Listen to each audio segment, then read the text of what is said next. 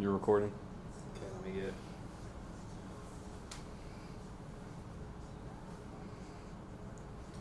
All right, you ready?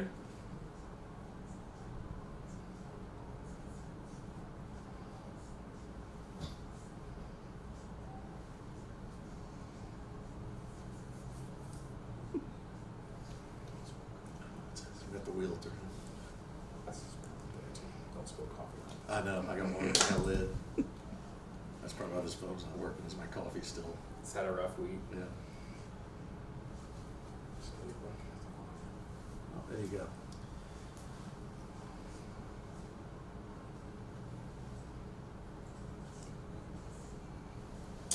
All right, we are live. What is up, everybody? Chris Curtis here for the Rockwall Sportscenter Yellow Jacket and Hawk Update. Of course, I'm joined here by the captains of the broadcast for your Rockwall Yellow Jackets and Rockwall Heath Hawks, of course, Stan Britton and Billy Quinn. And guys, good week for Rockwall ISD Athletics. We'll start with that. Of course, we always start with football, so let's get right to it. We'll start with Rockwall. Very, very, very convincing win, 76-7. I was about to say 76-6. 76-7 victory. That is not a false report. That is actually 76 points, the highest Rockwall has scored in a few years. Back to that district of the Garland schools, I think it feels like. Naaman Forest, Naaman Forest days. So, Billy, things right back to normal there for Rockwall. Of course, the offense is flowing pretty good right now.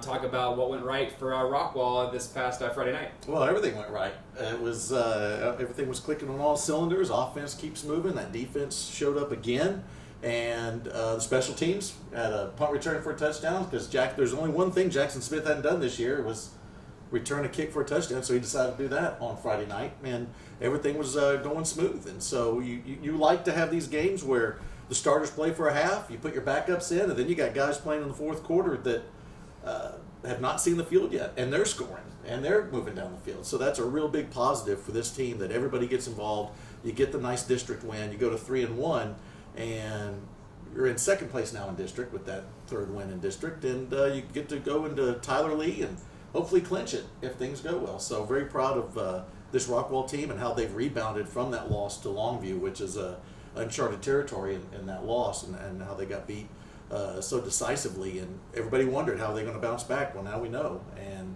it's very positive as we move forward. Absolutely, and the big story around town, of course, is Jackson Smith. A lot of things floating around out there, but we do know, as far as yards go, we do know Jackson now does hold the 6A receiving record, which is an incredible feat for somebody here, and especially for any student athlete for that matter. But to be right here in our own backyard at Rockwall, completely impressive for him. Of course, the Ohio State commit. Talk about you have the official stat line as far as Jackson goes. So kind of talk about a little bit about Jackson's record and how he was able to nail this record and be one of the greatest high school football players in the state. Yeah, Coach Webb has said this is the best player I've ever coached, and probably will be. Jackson does it all, and not only does, I thought he was getting all this attention because he's the holder for the field goals, but apparently he's a good receiver.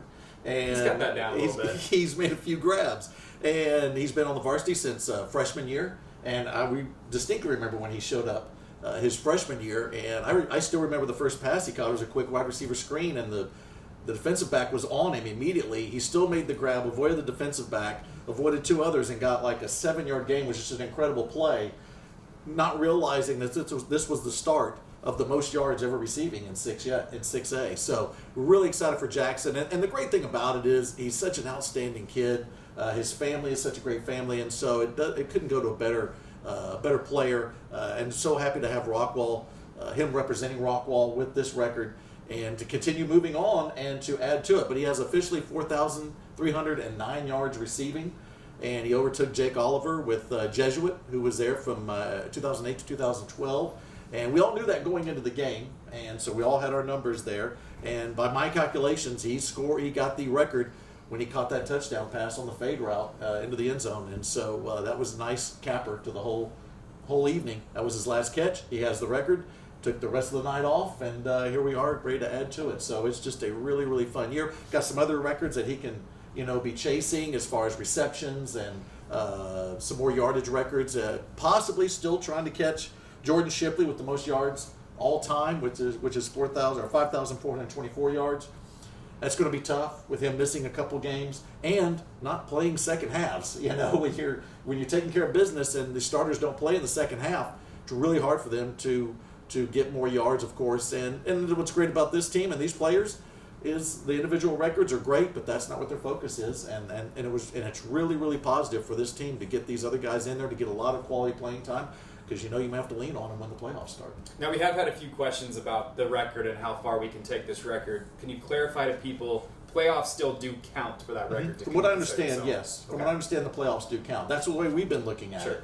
And knowing that Rockwall will have a number of games after the 10-game schedule. And that's the other thing that kind of stinks is Rockwall lost a game last year with the rain, the bad weather against Rowlett. So you wonder if he would have got to play that game. And then he was injured and missed a couple more. So there's 3 games right there. And we know he easily, by halftime, he had 153 yards in this last game. He's been over 200 yards in previous games. So you wonder how many more yards he would have gotten with those 3 games if he'd have been able to play to even get closer.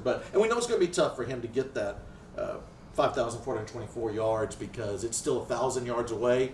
We know he gets it in chunks. He'll catch for over 250 yards. That's not uncommon, so he could get that in a couple chunks. But it'll be tough. It'll be really tough, and you would have to go good ways in the playoffs to give him the opportunity there, which we plan on doing. So we'll see what happens. Absolutely, you have one bragging right over him though. SportsCenter top 10. You were number 1 at one point. I was, yes. Jackson did not get it with his one-handed catch. No, thoroughly disappointed. I know. But we tried. We tried for sure. The broadcasters have made ESPN. The student can't be greater than the master. It's true. You have to. Yeah. You're the number 1. You're teaching him how to catch and do all that. Every little thing we're learning this week now. So he's grasshopper still. He is. Yeah. He's young Padawan. Yeah. Okay. We'll get him there. Okay. We'll get him there. All right. Very good. Very good. Absolutely. So we switched gears. I'm sure he's happy to know that he's still chasing me. That's been the middle-aged guy sitting here drinking bottled water. It's been the theme the whole season. Okay. All right. You taught Braden how to throw. Jackson how to catch. Good point. We're just keeping the theme going. He's a leader among men, is what Billy Quinn is for sure. Thank you all for saying that. I didn't want to say it myself. Just trying to have it on record. We're just trying to help. Y'all read the script perfectly. We switched gears to Rockwall Heath, of course, knowing that Rockwall Heath needed to get a victory to really keep their playoff hopes alive. Of course, it was going to be a tall task against Longview. Did not turn out the way that the Rockwall Heath Hawks wanted it to. Bragging rights over Rockwall. He scored 13 points. So I mean, there's your goal. I know that was being talked Is that where we're about. going? Anything We're going to go a little bit right there. Did y'all lose your all-world player against Longview? In the second half, we did. In the second half, we did. Okay. Yeah, there was a play late in the third quarter. Jaden Jones gets hands to the face and doesn't play after that. Mm-hmm. So not sure. Doesn't look like it's going to keep him out. But yeah, we did. Okay. But the game was well in hand at that point. It wasn't the first play from scrimmage. Hawks actually started off well, able to drive down the field, able to get into Longview territory, actually deep into Longview territory, and then the drive stalls. They go 3 and out, and end up having to punt the ball away, and it was all Longview to that. At that point, it got to 35-0 before the Hawks were able to score. But there are some bright spots, and if you can say bright spots in a 49-13 loss. They were able to score 13 points against a defense that's only given up 31 points all season prior to this game. So definitely an opportunity for the Hawks there to brag a little bit. No turnovers, so that's also good. We didn't give up the ball against a very stout Longview defense. And able to move the ball, 332 yards, the most yards that the Lobos have given up all season so far on defense. So some bright spots for this Hawks team that struggled. And I don't think it's any surprise to anyone that Longview came out and dominated. That's what everybody's expected them to do. But the Hawks took care of the football. Only 3 penalties on the night. Some things that we've talked about over numerous weeks here where the Hawks have really struggled to keep penalties at bay and to hold on to the football. They were able to do that well. Hoover throws 2 more touchdown passes, giving him 26 on the season, 24 on the season, and then he's got right at 2,500 yards passing as well. And so the sophomore quarterback continues to do really, really well. We were without Zach Evans this week. Had a little knee injury that they held him out of the game. Try to get him rested up ahead of the Horn game this week. But Tavin Paxton, a name that we haven't called on offense in quite a while, steps up, has a 100-yard rushing game, and really was an interesting threat for the Hawks. They were able to give the ball to Tavin. He was able to do quite a bit of damage rushing the ball against a pretty stout Lobo defense. And so Be interesting to see coming into the Horn game, does Tavin continue on offense, or do they put Zach back in there? But found out that we've got another decent runner that can play both sides of the football with Tavin Paxton. What does a coach say? It's 0-4. It's his first season as the head coach of the Hawks. Hasn't lost his team as far as I can see, as far as on social media goes. They're still really wanting to play.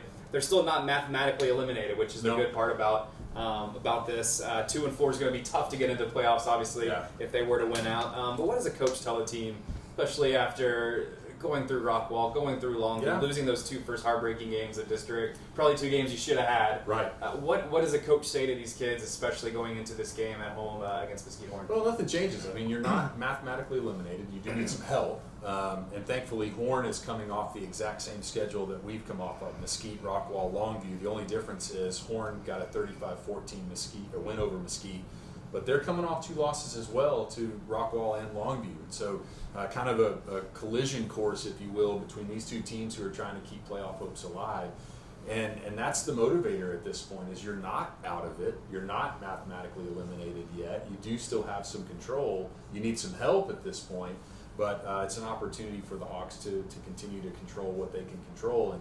And that's the thing that Coach Bradlin's been saying is control the things that you can control. We did that against Longview. You protect the ball. You don't give up as many penalty yards. And so moving into a game now where, hey, you got to control what you can control and win the ball game. You can't let these little mistakes continue to bite you like they have through the first 4 weeks of District 11 6A. And I think at this point, the Hawks haven't won in a month. September 20th was their last win, a 44-41 overtime win against Wiley. And now it's, hey, let's try to finish up at let's get a 500 season. Let's control what we can control. Let's get into the playoffs if we can. Because the Hawks definitely have the team that can score points. They've shown that. They can put up points. They can play defense. It's just these little things, these little mistakes that keep jumping up and biting them.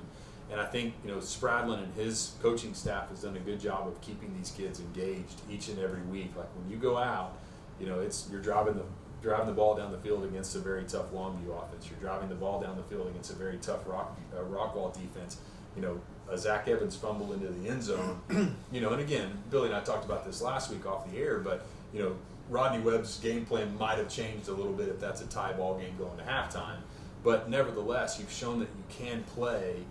You just got to eliminate those mistakes that are drive killers. Eliminate the mistakes that are going to cause you to have to play from behind. And the Hawks been able to do that. Are going to have to keep that narrative going to be able to do that moving into this week against Warren. And what we do know is this will be the final home game for Rockwall Heath. No matter what happens, even if playoffs are an option, it will be the final home game, for a fact. So talk about what's up next here for Rockwall Heath. Of course, we talked about Mesquite Horn coming into town, of course, for that game. So it's going to be a big game and a big motivational push for maybe that final game of the season as well. So it's 8th grade night. It's feeder school night as well. So any of our Kane middle schoolers, any of the feeder elementaries, make sure you're there Friday night. It's a huge game, last home game, last opportunity for us to cheer on the Hawks at home. So invite everybody out as far as the middle schools and the feeder elementaries are concerned. But you do face off against a Horn team that is in a similar spot. They need to win to preserve their season. They're trying to get that 4th and final playoff spot. It looks like right now you've got Longview, Rockwall, Mesquite, and Tyler Lee are the favorites at this point. But that last spot, that Tyler Lee spot, is really up for grabs. Tyler Lee does not have an easy schedule ahead of them. They've got Rockwall.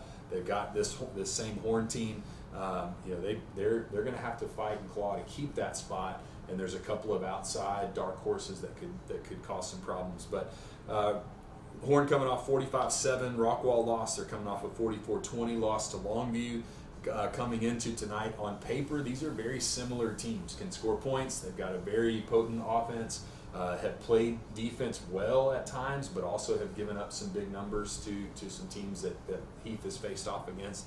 And so I think it's an opportunity to keep going in the right direction, protect the football, don't give up the penalty yardage like they've been victim to throughout this year, and to get a win at home to close out the 2019 season at Wilkerson Sanders, an opportunity to beat a very good Mesquite Horn team. Absolutely. We switch gears here to Rockwall. Rockwall's hitting the road out to East Texas for the first time this season, taking on Tyler Lee. Rockwall wants to do nothing more than maybe help out little brother in a way and beat Tyler Lee, of course, in Tyler Lee. So talk about what Rockwall's looking ahead to. Of course, a team that possibly is, with a win, will help punch their ticket to the playoffs with Tyler Lee. So, but Rockwall looking to punch ticket of their own to the playoffs. So kind of talk a little bit about what we look for here in the Red Raiders. Of course, going to a very tough place to play at Rose Stadium. So kind of talk a little bit about that and what Rockwall needs to do. Well, with Lee, this is always a tough game. Even when Lee has been down, you go out to Tyler and you got to go play these guys. And back in the day, there was also John Tyler you had to go deal with, which was tough. But Tyler Lee is always a tough team to play, especially in Tyler. I love going out there. It's such a great atmosphere, and it's a cool, historic stadium, and the people are great. And they'll be serving us some slim chickens, which is always good. Yeah. That's always good. So I'm excited about that. But it is the smallest booth in Texas, I think. It is. Don't you agree? Have you been to the new press box? I haven't been to the new one. Yeah, the new one it's a little larger. Okay. We were there last year at the new Tyler Rose Stadium, and the digs are very comfortable. Okay. So it's smaller, but they're more comfortable very than good. they were. Yeah. Very good. You had to go through a couple rooms just to get into the booth. That's not the case anymore. All right, good. So, all right. yeah, So now we're even more excited. But no, this is a team that's really tough. I think Rockwall is very excited that they've really put it together in these last few games. In this game against North Mesquite, to be perfectly honest, I mean the talent level is two different deals, but you have to go out and take care of business. And so they did do that. And I do want to give some guys some props here that had a good game against Tyler Lee. The running game was still clicking with Zach Henry getting over 100 yards before half, 145 yards, a couple touchdowns. Of course, we talked about Jackson, his over 100 yards, 145 yards, and then the 4 touchdowns in the air, then the touchdown on the punt return. But there's a couple guys, Braden Locke still clicking along, doing well. And with Braden, because the running game is going so well, he's not passing for the big numbers that he did in the beginning of the season when it's not necessary. So, but he's really been on, in that last game, 19 of 29, 258 yards, 4 touchdowns, 1 pick. He was hit as he let one go, so that's a tough one to take. But that's all in the first half. But the kids I want to talk about is we have a freshman quarterback that we've moved up, Lake Bennett. And you got to love a kid that wears number 36 as quarterback. No, I love that. I've ever seen that. I don't before. think so. I love that. That's and awesome. so he comes in and got to have a few opportunities, was 5 for 8, 41 yards, and a touchdown pass. And the touchdown pass, Matthew Coleman getting his first touchdown catch. So I do want to give those guys a shout out. We're excited for them. And, the defense showing up again against North Mesquite, really, giving up the 1 touchdown late in the game when starters had been pulled and things like that. But I really want to give a shout out to P.J. Barber, who's having a really good year in the secondary. And then, of course, just, Tyler Ashworth is just like this torpedo coming in and just destroying things as they try to set things up. So it's really good game on both sides. Now, going back to Tyler Lee, they're a team that has switched. We've joked around about it, but they used to air raid it and go nuts. Now it's a running game. And this last game, they did lose to Mesquite. It looked like they had that game in hand most of the game, and then Mesquite gets the win near the end of the game, and they lose 18-14. A huge loss for them because this would have really turned some things around for them. They would be looking to clinch possibly with the win against Rockwall to be in the playoffs. But now they're right there just behind Rockwall. As we look at the standings, they are 2-1 in district. Rockwall 3-1. They've already had their bye, and then overall they're 5-2. But they could easily be looking at 3-0 in district and being 6-1 overall. This is a really good team. Y'all know it. You've played them, and you had an opportunity to beat Tyler Lee. You're right there on the 5-yard line. We did. And that would have changed a few things. Absolutely. So this is a team that, as good as they are, they've dodged a bullet here and there, and then they didn't take advantage of a couple things. So it's a team that's tough to figure out, but that running game is going to be something that Rockwall's going to have to really concentrate on. They don't throw for many yards. It's really that running game that they lean on, and then they have a good defense. They got a good defensive end that's going to wreak havoc. So Rockwall's very aware of him. He also plays on offense in the H-back spot, and they've switched quarterbacks. They got Adams in there now. And so the kid that was the quarterback last year is now a running back, and he'll run the ball more. And so it's a little bit different, but this is a very team that's very scary. I always compare them to. It's a coincidence that they're the Red Raiders. Texas Tech is the Red Raiders because Texas Tech is that team that they may not win the conference, but they're going to mess up somebody else's chance to win that conference, and that's what Tyler Lee does. Now Tyler Lee's in here ready to go and do some damage in the playoffs. This is the team that we expected to see in the past couple of years, and so it's going to be tough to go in there. But fully expect Rockwall to take care of business, do what they need to do. They've gone in there before a number of times, gotten the wins, and there's been some tough games. Had to get a pick in the end zone a couple years ago to preserve a win against Lee. And I can think of many outstanding games. The year that Chris Warren got 6 touchdowns against them, and we barely eked out a win in that one. So this is a really tough team, and I'm excited about it. It's fun to go out there and play these teams that are also fighting for a playoff spot. And we're going to have that for 2 weeks in a row. Then you got Mesquite after that, back home for our final home game. And we're just kind of wacky. We're going to have our senior night the last game of the year. The way Heath kind of rocked it with the first game of the year. It was for the senior first night. game. Yeah. Why not? But yeah, and so it's going to be fun. And then Rockwall gets their bye that final weekend, which is nice to get healthy, get ready. You get to go scout possible playoff teams you're going to be going up against.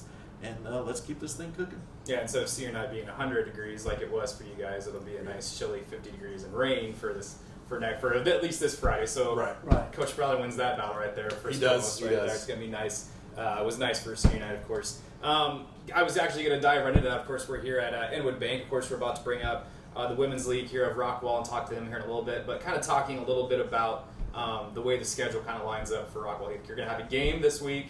Then you essentially have a bye week. You kind of have some time to, Coach Brown's going to have some time to maybe get to know his younger players a little bit better, get some extra practices in. That's always going to be something that's going to be crucial. And then Rockwall is going to go just normal, another game next week.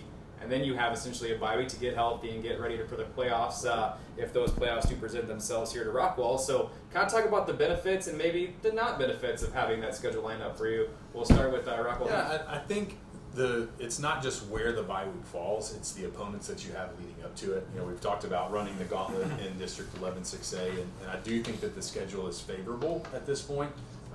It was favorable last year for a team like Mesquite Horn, who starts 0-7 and then has a pretty favorable end of the season for them. Their winning streak actually started this week last year, and the Hawks are going to do everything they can to just not repeat history. But having a bye week in week 10, basically, or week 9, is interesting in some sense of the word. But at the same time, it's like you're on a 5-game losing streak. You've got Horn that you could potentially disrupt the playoff picture a little bit, and then you have a week to rest. You've got a week to get everybody back, and then you're facing off against arguably the team that struggled the most in the district is North Mesquite at the end of the season. And it's an opportunity to go to Memorial the last week of the season and hopefully clinch a playoff spot. Hopefully you won't need much help after this week. You can beat Horn, have some things happen with Tyler Lee. If Rockwall can put it to them and get a win there, we're going to be big Yellow Jacket fans this week. To get a big win, they need to have at least a 21-point win there to disrupt where Tyler Lee is sitting on the season. But I think with the bye week falling where it does, we're all used to it being week 4, week 5, week 6. It's it's almost like, man, we've got to run the marathon and then we get a little break and then we got to go run the 400 real quick. And I think with Sprad, practice intensity has not changed. It's not going to change for 2 weeks during the bye week. They want to deliver something to this community, and I think he would say, I know all of his coaches would say, a 500 season is not going to get it done. And they're frustrated by that, and so they don't want to be sub 500. Let's win the last 2. Let's at least be 5-5. Let's be better than we were last year. These kids want to be better than they were last year. The coaches definitely want to deliver something to the community, and this bye week gives you a little bit of an opportunity to take that break. And that North Mesquite game last year kind of catapulted them into spring ball and gained that big victory last year. That was a great win to get, so they can win 2 in a row here. Switching gears to Rockwall, you're still obviously looking at the playoff picture in hindsight, essentially, but to have that bye week kind of fall before your playoff game, I know we had the same schedule last year. It worked out just fine for Rockwall, but is Coach Webb a fan of that? I know they don't really get to pick that, but how weird is it to have that bye week essentially the last week of the year? Very odd, especially like what Stan said. Previous years, you would have your bye week because we had an even number of teams in the district. Everybody had the same bye week in the district, and so you would have your bye week at the end of non-district and have a chance to get ready for district play. Right. Don't have that this year. Some, 1 or 2 one gets that, but that's it. So, no, Coach Webb is not a fan of it. But I will say this, and I've said it before: he is outstanding at game planning. He's outstanding coach. He's an outstanding neighbor. He is the worst at coin tosses. He cannot win a coin toss to save his life. And that's kind of what it comes down to on these things. And anytime we've ever had a coin toss for anything, he's horrible. And so we got to do some sort of training. I don't know if we have to, in our neighborhood one day, I'll just go over there and just keep flipping and have him call it. Every time he's wrong. Right. Yeah, I'm going to do something because he's got to start picking it up in his coin toss game. But that way, and I think that's what it came down to. They do some sort of draw or whatever to get this, and Rockwall got the short straw or the bad toss or whatever you want to call it, and so he is not a fan of it because you have to go through this whole season, and y'all's did much better. No. Yours is in week 9, but it goes. It's a long stretch when you're playing these caliber of teams, especially in this district, and you're getting beat up. Even if you win and things go well, man, you got guys dealing with bruises and all these kind of deals and pulls and concussion things. Sometimes a lot of kids have to go in concussion protocol and wait a while. So it is very difficult. Yeah. Now, if you get here where we're at, and hopefully, fingers crossed that the next 2 games people stay relatively healthy and we get into that bye week, it comes nice. It comes at a nice time. And it's a really nice time for the coaches to be able to go and themselves go scout, as opposed to you have to rely on your scouts when you're playing a game to get ready for that next playoff game in that first week. But they get to go themselves. I remember last year, he just split up the crew and they went everywhere. You not only are scouting for the game that's coming up possibly that week, and sometimes you still don't know who it is. You got a couple teams you're looking at. But you're still scouting ahead of the, what are we going to do? Maybe if we win, we got area, we got regional, and so you go look at those potential teams. So I know that they'll go down there and have that opportunity to see it one-on-one and be able to do that with their own eyes as opposed to relying on things or relying on huddle and game film and stuff. So I think it becomes a benefit, but during the season it's not. It's really difficult to deal with. But a benefit for you guys, you got Cabo trips planned for your off week. Absolutely, yeah. Dude, I'm a public school teacher now. I'm just rolling and dying. So Billy's can't actually decide paying for us to go. There you go. It's all good. Little buddy trip, little bonding trip. I like it. We have to be back. We've got to be back in time for him to broadcast the game, though. So we're going to go early in the week, right? And then I'm actually just going to stay down there. You can come back. Okay. After. You got some time off. Yeah, you do. And so I'll come back and do it. I'm sure I'll be doing some scouting. And Coach Webb loves it when I help him out. Or mowing the yard. One of the two. Probably mowing the yard. Maybe mowing his yard. Yeah, you never know. Probably.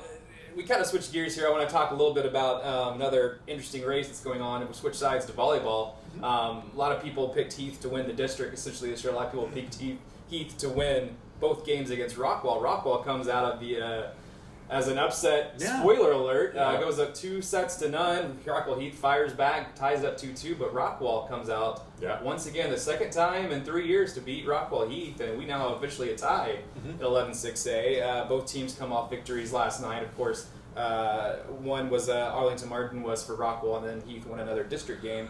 But talk about the excitement in volleyball. It looks like, unless something drastic does happen, we're going to have a official double champion, essentially, of 11-6A in volleyball. So that's co-champions once again. So I think it's it's one of those things where if you talk to Maggie, we want to go. I've avoided doing that this week. Yeah, which is probably good. It's probably good. We did sit down today, and I've called her numerous times. She will not. Who is this guy? Yeah. Keeps calling. No, but if you talk to her, obviously the goal is a district championship. I do think it's it's salty that it's going to be a co-championship more than likely, and it's going to be shared with the Jackets. That's something that obviously we want both teams to be successful, except for that one game a year, and we talk about that all the time. And we joke about it, but the opportunity for us to seal that district championship that was goal number one. But you have great teams. We talk about that every week in every sport. There are great teams on both sides of the highway. And for it to come down to, I don't think we would want it to be anybody else. For it to come down to, it's either Heath or Rockwall. That's exactly what you want it to be. And so for the Hawks, obviously we want to go out and get the job done. But what a match. It didn't end until 9:45 Friday night. What a game, what a match between these two teams, and it's just that back and forth affair between Rockwall and Heath in all these different sports. And so now you turn your sights to, let's finish up the district season, let's finish up the regular season, let's go deep in the playoffs like we've talked about before. You don't get a favorable look coming out of Region 2. It's going to be a difficult road to get to the state tournament out of this region. Because the DFW Metroplex is so tough in volleyball. You got the trophy clubs, the Byron Nelsons of the world that are sending D1 athletes playing volleyball every year and prosper those teams that Heath has already tried to line up on the schedule. So has Rockwall. But I think it's awesome to see that it's coming down to this town. Sure. That District 11 6A is having to go through Rockwall, be it Heath or Rockwall. It's having to go through us to get that district championship, and the Hawks and the Jackets have shown you're not going to beat us, and that's been pretty neat to watch. There's a phenomenal picture of Coach Ferguson. Obviously, that's his biggest win as a first-year head coach of the Lady Jackets, but getting that victory over Heath, over Rockwall Heath, which obviously they ended that 86-game winning streak a couple years ago. That was probably the biggest moment in Lady Jacket history as far as that goes. And then to win this game too, there's a picture of Travis out there just 10 feet off the ground, jumping with joy of that final point. So talk about what that means to Rockwall and Coach Ferguson. It means a lot, and congratulations to Coach Ferguson on this. I mean, you do want to have that signature win, especially this early in your head coaching career. He's been a part of this for a long time, but he now can claim and have that as a head coach, going out and beat a very, very, very good first year too. That's pretty good. That's pretty impressive. Yes, and it was one of those great moments too, is where we're doing the football game. I get the text and the updates, and you sent me one, and it's very exciting. The only negative is that we don't get to see it. That they're playing the same time a lot, and we don't get out there. And I feel like that's such a disadvantage for these girls and on both teams, that they're playing opposite of football, and that we can't, especially for a game that important, that a lot of fans can't get. Some can get, but like we talked about, that game goes really late. It's because a lot of people want to get out there. They normally start around 6:30, and so you get, hopefully, if one team is handling business, pretty well, you can get done and get out there in an hour, but and then get over to the game. 9:30. It's and the majority of the football players go to the games. I mean, it's a packed house when they're not on a game they have a night. chance. So. Yeah, exactly. When they have a chance, and that's what I love too, is all the teams supporting each other when they do have games when they're not playing and stuff like that. But no, huge win. Still a couple more games in district, so we don't want to count our chickens. Too early that both these teams will finish as co-champions, but we kind of anticipate that, and it's really exciting. I'm pumped about it. We're going to be doing some volleyball soon. Volleyball, I've already called my analyst, Fran Webb, and so she's getting ready. I've made her do her vocal exercises, and so we're getting ready. I got her headset over at the house, and just make her walk around the house with the headset on for a while. Get her ready for volleyball. Of course, sorry about that. Of course, and it drowns out Rodney. Yeah, she doesn't have to listen to him. Ronnie's got a lot on his plate at this point right now. So anyway, so excited about that cross country. Congratulations to Rockwall Heath, of course, winning their first bi-district championship as well. Of course, tennis winning their first bi-district championship as well. So a lot of great things happening over first-year head coach as well. First-year head coaches on both those two as well. So a lot of good things happening at Rockwall Heath and Rockwall. Exciting times as far as that goes. 7:30 this Friday night. Of course, you can catch both these guys on the broadcast. Billy and his crew heads out to Tyler to take on the Tyler Lee Red Raiders, and of course, Stan Bray and his crew will not have senior night, but they'll have their final game of the year here. Of course, as he mentioned, it's youth sports night. We're going to see a lot of fun stuff for that as well. So it's going to be a little chilly, maybe a little rainy, they say. So bundle up, and it's going to be perfect fall football weather. 2 degrees again. There you go. It's nice and balmy. I'm not really sure what you're talking about with these conditions. I mean, the glass may fog up a little bit. Not sure what y'all are doing in the booth. Ours doesn't fog up, but whatever y'all are doing, lots God bless. Lots of hot air. There you go.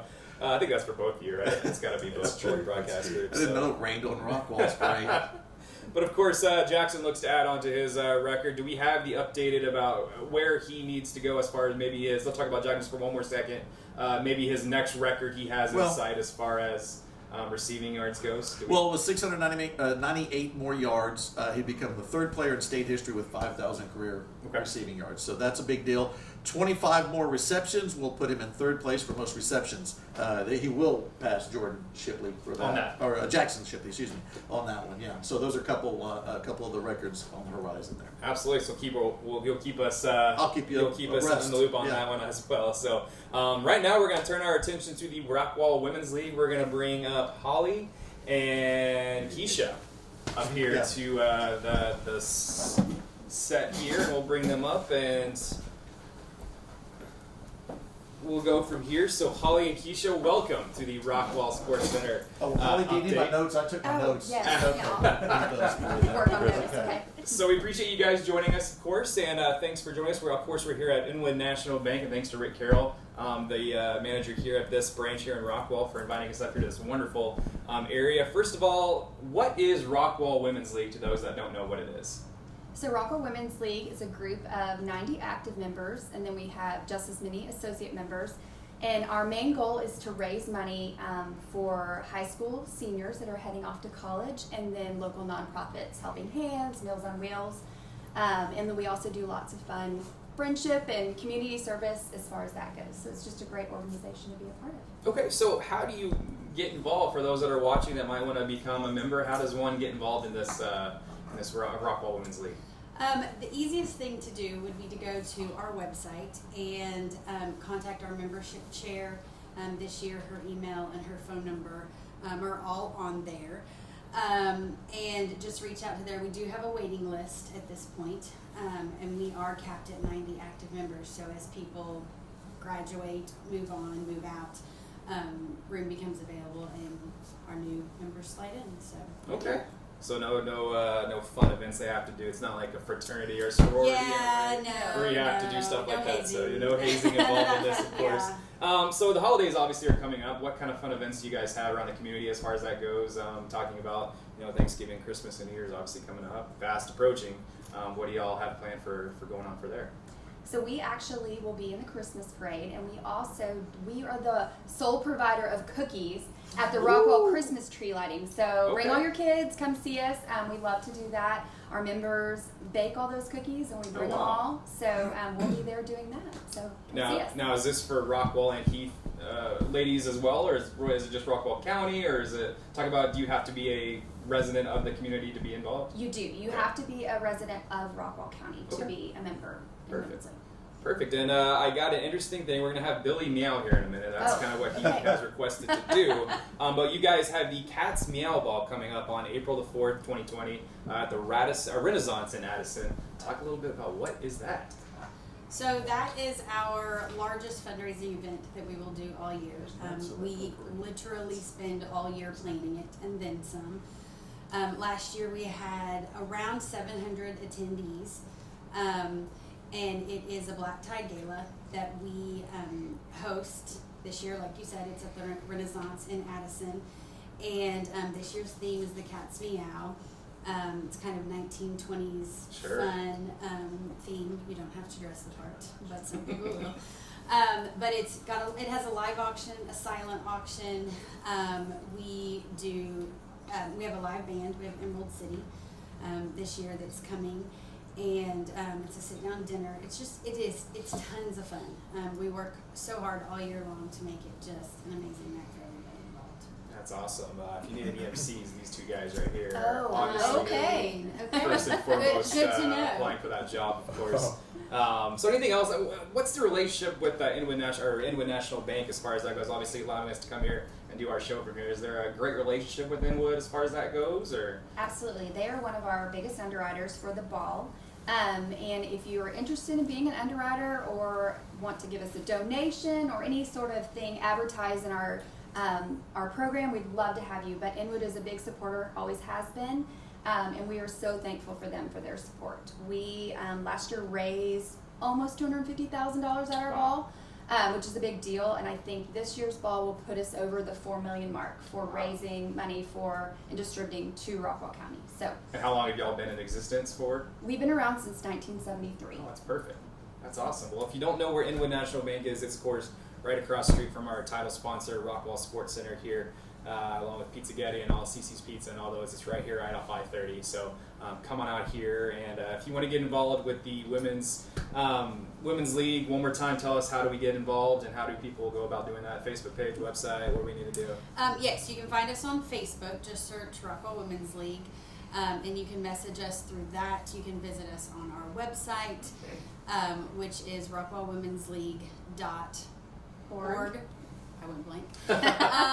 And those are just the easiest, best ways to contact us. And there's actually a little tab that says membership info, and it will send us all your information, and we'll go from there. But there's a waiting list. But there's a waiting waiting list. list. Right. We take members in January and in August. Okay, so it's a perfect time to start applying then. Yep. Absolutely. Well, Absolutely. Holly and Keisha, we thank you for joining us so much, and thank you for all you do for our community. Of course, as school district employees, we appreciate everything you do for us. So thank you for that, and I appreciate you joining us today. Thank you. Absolutely.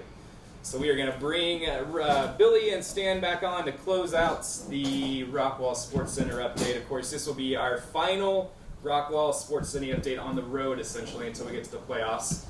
We are going to be heading to the Gene Burton College and Career Academy next week. Where we'll have perfect signal, perfect everything, perfect cameras. Our cameraman's get to play with some really nice equipment. Green screen.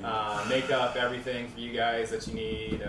We'll have to make sure there's refreshments for you guys. Yeah, please. And with National Bank, by the way. Phenomenal. Very, Water, yes. soft drinks, that's Yeah. awesome. So appreciate them for all your stuff. I do want to say one thing. I've had the pleasure of being involved with Winners League for a number of years and doing graphics with Cue Ball Design, and it is such an outstanding organization. Absolutely. And the things they do, if you have a chance to go to this charity ball, if you buy tickets to go to this charity ball, it's an extravaganza. It's outstanding. It's really fun. They do raise a lot of money. And one memory I have, if we have time, do we have time? Absolutely have time. One memory I have, because you forget, sometimes when you have these organizations and they're so focused on the ball or Sure. whatever, and they're raising money and they're focused on raising money, and a lot of organizations forget the core, what you're trying to do, just help. And I remember one year the ball was, I believe it was at the, I'm going to play the Fairmont in downtown. And afterwards, you have a number of women's league members. I think the newer ones or whatever have to clean up and all that. Am I right? Correct. Okay. Everybody cleans up. Everybody stays. It's teamwork. And they Teamwork, bring Billy. in teamwork. There you go. And so they bring in food for all the members to have to eat while they're cleaning up, because it's a huge ordeal to do it.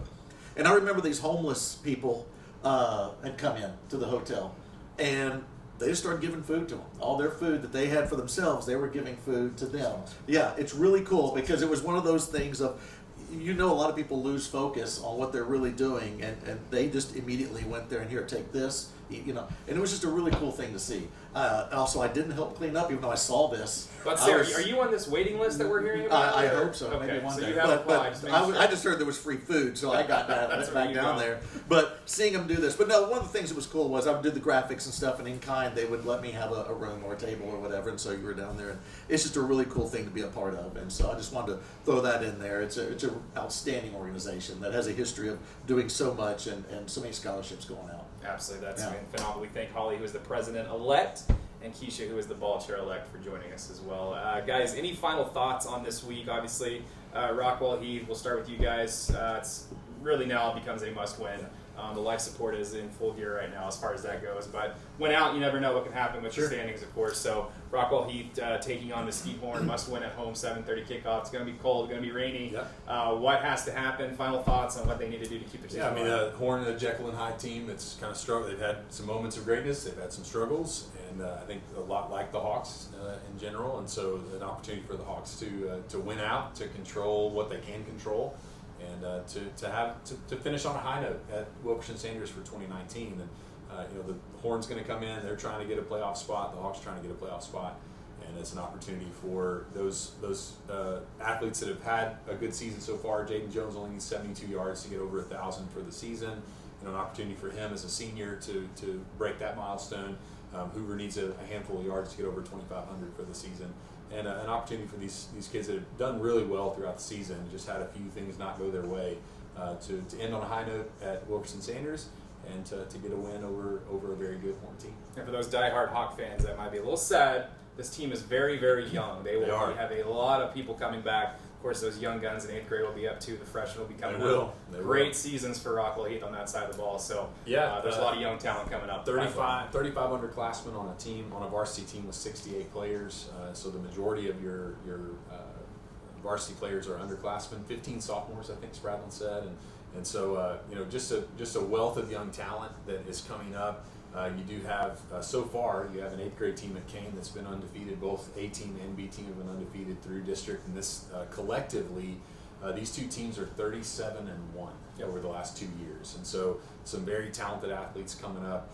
Coaches are excited about that. It's going to be neat to see how that impacts freshmen, JV, all the way up through the varsity team over the next couple of years. Don't call it a rebuild. It's just getting started, of course. It is. And one more thing I got to mention. We have a new little Rockwall Heath baby that popped up over the past week. Talk a little bit about that. Yeah, we do. Coach McNeil on Tuesday, so a week ago yesterday, Coach McNeil, the offensive coordinator, welcomed his first little boy. He'll call him Trey, Kendrick McNeil III. And so it's pretty awesome to see him be welcomed in, and he even said he's born a Hawk. And so You got him a shirt though, right? Yeah, The we Rockwall did. Sportscenter. We Okay, did. okay. He's got a little Hawk jersey. Perfect. Okay. It looks awesome. So, Coach McNeil, congrats to him. Welcome to fatherhood, and he's just excited. Being first-time dad, it's been fun to watch. Future rising star right there. Congratulations to Coach as well. We flip gears to Rockwall. Final thoughts. Traveling out to East Texas this week. Victory. Playoff ticket has been punched for what's the consecutive year now? 7 years as far as running. You'd go 7 for 7 as a Rockwall football head coach. Playoffs, obviously the standard around here by getting far is the goal. Obviously that's what the standard is around here these days. So finishing strong, that's going to be preached all the next 2 weeks for Rockwall. Yes, that's exactly it. To go out there, finish the job. Everything that you had a goal set at the beginning of the year is still in front of you. You can still achieve everything. I know there's been a couple losses. One very tough one to Holland Park. That was nip and tuck all the way there, and had an opportunity to get the big upset. And then, of course, it's two different worlds, and you have the one where you're done. But it seems like you're out of it in the very first quarter. And so it's good to see the team bounce back from both of those kind of defeats and put these wins together. And it's just a Coach Webb team and his staff and what they do and the talent that this staff has, not only in game planning and all that. It's the way they keep these kids energized and motivated going through the season. It seems short to us, these high school seasons. I can't believe that we're already talking about, Game 8. Yeah, exactly. We're at game 8, 9, and so that they could be ending, the regular season is ending in 3 weeks, and so it's really, really tough, or 2 weeks, I guess, Yeah, and 3 weeks. yeah. And so I'm an artist. There's that weird bye weekend there. Yeah. And so I'm a public school teacher, and I just did the bad math right there. So I'm going to own it. I'm owning it. We're all bad at math. Don't worry about it. But anyway, stumbles at some point. Listen to the broadcast. So many things great. But listen to the broadcast. You'll hear me do bad math all the way through it. But anyway, it is really nice to watch this team. But the one thing that this coaching staff does is they just start peaking at the right time. No matter what season, we've had seasons where we're just kind of playing with 500. All of a sudden, they start peaking at the end of the year, and they have some surprises as they go out there and beat teams like Spring or the Woodlands, or teams they weren't supposed to even be in the game with, and they're beaten because these teams are getting better. And I feel like that's what this team is doing. This defense is getting better and better as this season goes along. The offense is getting more well-rounded. It's always been good, but it's nice to have balance, and the running game carry it, and the passing game was carrying it before. See the special teams coming through in these games, and so really excited about it. Can't wait to get out there to Tyler. Probably the most important thing about going out to Tyler is we're going to have to hit Stanley's Barbecue and take care of business there, and then we'll squeeze in the game if we have time. Yeah, that's crucial, probably. That's crucial. Your fans are going to be awaiting that one. Yeah, exactly. But this is just a fun time of year, Absolutely. and the thing that we always talk about, we'll talk about it as we continue, is that whole goal is not only make the playoffs, do some damage in the playoffs, win 6 games in the playoffs. Let's get to that state championship. And let's be practicing on Thanksgiving. All these things that you want to do when you count it as a successful season, and that's still ahead of them. And of course, the latest Dave Campbell's playoff predictions came out today. They still have Rockwall advancing in round 2. All right, so all the expectations are there. Allen or Prosper, wherever that could be. Yeah. If Rockwall gets there, they have that expectation of this is the year Rockwall gets over that hump. It's a really good team. Absolutely. And for those of y'all that have not made it out to see the Yellow Jackets, and there can't be many of you because we're back at the stadium. We're getting really good ratings, listeners, and I know we'll get a lot more because we're way out there in Tyler. And so, for those of y'all listening, let us know you're listening. We'll get you on the air and give you a shout out. And we're having a good time. We want you to have a good time, and it's just a really good time to be a Yellow Jacket. I mentioned Rockwall Heath success in the pipeline. Rockwall's having fantastic success as well. Yeah. The JV team goes unbeaten as far as this goes, undefeated. The pipeline is looking good in middle school as well. So. You think that the fun ends after this year? No. The quarterback's still a sophomore, just like Rockwall Heath. Those guys are going to go at it. We mentioned little brother. Rockwall Heath, of course, is coming up the pipeline, and Rockwall has a little brother as well. Yeah. This could be fun for the Colin next. Hoover and Watt for the next 6 years. Might as well 5 start years, that battle off right now. So a lot of fun with Rockwall, especially in the pipeline as well. Yeah, the sub-varsity teams are just having an outstanding year. I think this is their 3rd consecutive week, including the game last week, that they've swept all the ball games as far as freshmen, the 2 freshman teams, and the sophomore team and the JV team. The JV team is just lights out. They're I believe 8-0 right now, 4-0 in district, and they're just demolishing teams. And there's a lot of talent, and it's nice to have. And you'll be there very soon. Yeah. You're already pretty close to it. When you have so much talent in your sub-varsity teams that a lot of other schools, these kids would be on the varsity, but they need to have some experience down there because of the talent you have on the varsity team. And I'll say this too, that we've talked about this off the air last year, where Heath is right now, it can be frustrating. You sit here and you look at these, you're like, man, we started strong, and it's tough now to get in the playoffs. We were there 7 years ago, and it's a really, really positive thing when you see these kids, this coaching staff, and there's no doubt that success is coming, and that's happening. That's going to be happening for Heath, and anticipate Rockwall keep their success moving, and this is going to be a really fun time the next few years here with two outstanding coaches and these teams with all the talent coming up. It's going to be a fun time. And of course, getting to know both these coaches especially Sprattler last year and Webb over the last 7, losing eeks at them all off season long. And it's going to be something that will not be accepted right here. You can tell that the answers have gotten shorter and shorter and shorter for Spratlin. He's just disappointed. He's not a coach that loses. No, he's not. I mean, he came in with I think it was 650 winning percentage coming into Heath, and so for him to be standing at a pretty dismal 3-5 right now, it's pretty frustrating. And so he wants to be able to come back and say, no, I don't believe has had a sub 500 team as a head coach. If he has, it's been you can count on one hand the number of times that he's had a sub 500 team, and so this is frustrating for him. And it's not what he promised, and he wants to deliver on the promise. He said, we're going to win. We want to win. We want to win right now. And you've got ball games that they've been in. 3 of the 5 losses, they've been in those games right up until the final possession. And you just lose it with mistakes that are correctable. There are things, and I also have to keep in mind, we as a community keep in mind, you're talking about kids that some of them have never played on varsity before. They've not faced off against a defending state champion team in Longview. They're not used to those things, and so being able to be reminded of that these are 14, 15-year-old kids who've never played varsity ball before, who have been in it, could easily be a 6-2 ball team, ball club down to the last possession. Those things will get fixed. Those things will get corrected, and you'll see a team that'll rebound. And we knew it was going to be a learning curve this year, obviously. We're hoping for the playoffs, and it's still definitely a possibility for Rockwall. Rockwall. We'll do our part. Do it. Rockwall will finish the part for you. I'll speak for the team and the coaches. I appreciate that. We'll do our part. Well, we will see you guys next week from the Dr. Gene Burton College and Career Academy. We'll be on the set there. Very fun stuff. Don't forget you can join these guys at www.rockwallisd.com. This Friday night, of course, Rockwall Heath will be at home taking on Mesquite Horn. Rockwall hits the road for Tyler Lee. Guys, thanks for joining us. Of course, thank you to Inwood National Bank. Thank you to Holly and Keisha of the Rockwall Women's League for joining us as well. Until next time, don't forget, Jacket Fight never dies. Go Heath Hawks. Have a great week, everybody.